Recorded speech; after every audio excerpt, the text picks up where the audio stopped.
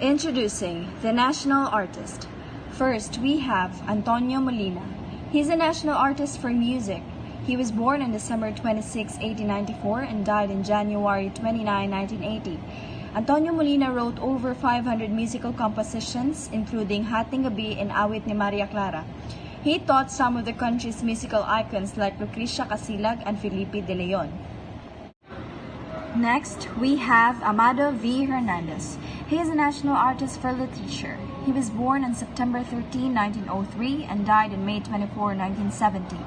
He is a poet, playwright, novelist, and is among the Filipino writers who practice committed art.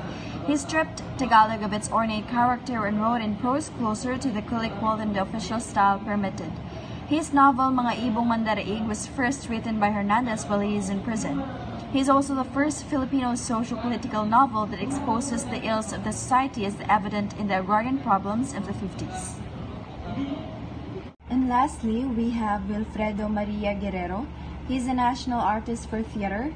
He was born on January 22, 1910 and died on April 28, 1995. He is a teacher and a theater artist whose 35 years of devoted professorship. He was appointed as a UP Dramatic Club director and served for 16 years. He also pioneered the concept of theater campus tour and delivered no less than 2,500 performances in a span of 19 committed years of service.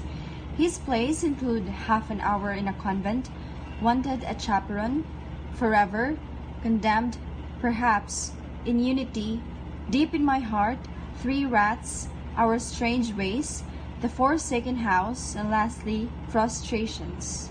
Good evening, everyone. So I am here to share about the GAMABA artists that we have gathered in our group. So GAMABA means Gawad sa Manlilikha ng Bayan, or it is also known as the National Living Treasure Award. So this award, the main objective of this is to honor and support traditional folk artists and see to it that their skills and crafts are being preserved. So the first GAMABA artist is Yunor Orosa Gokwenko.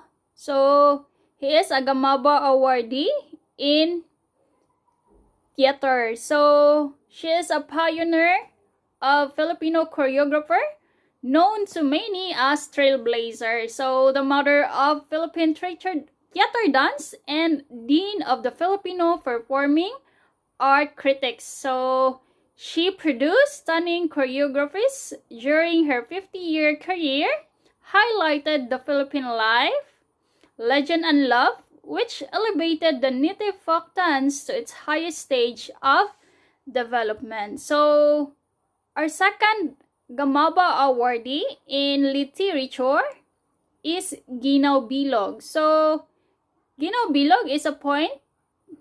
He is into poetry. So one of his works is the Ambahan. So Ambahan is a kind of poem consisting of 7-syllable lines, which most of the time contains messages of love and friendship. So our GAMABA awardee in music is Masino Intaray. So Masino Intaray is a musician and a storyteller. So he is from Palawan, a musician and a poet whose expertise were the basal kulilal and the baget.